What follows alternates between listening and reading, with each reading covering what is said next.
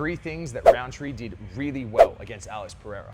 Now, yes, I do know that the fight ended in a 4th round TKO in pure Powhatan fashion, putting Roundtree to the canvas. But within any fight, there are things that we can study and things that we can learn. The first thing that Roundtree did really well was time his combinations when Alex fired first. Being at a reach disadvantage, this allows Alex to close some of the distance for him. And being a combination fighter, whereas Powhatan really more known for those big single shots, get off 2 to 3 punches in the time that it takes him to throw one.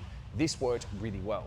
The second, although rather risky, was timing head kicks, which, to be honest, countering them in this way, it takes nuts the size of Volkswagens, because we all know how hard those kicks are. Just ask Jury.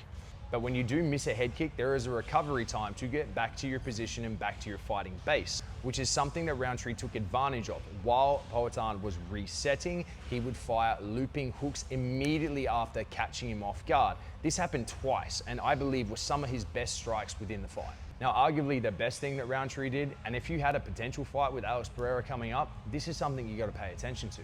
And that was his blitzing footwork entries, pushing Pereira back in a straight line.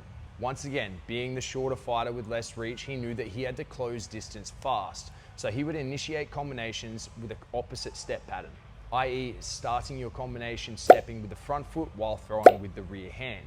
Now, this sets off a momentum where you can step forward, cross your feet essentially, and close a lot of distance quickly with your strikes. Yes, it may look messy at times, but trust me, it is technical.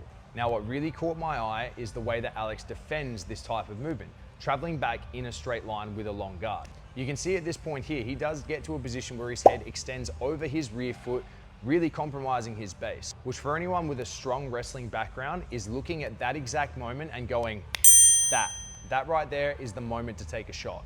I think potentially a combination of blitzing footwork patterns coupled with takedown entries could be the thing that somebody needs to finally get this big man to the canvas and see what he's got off his back.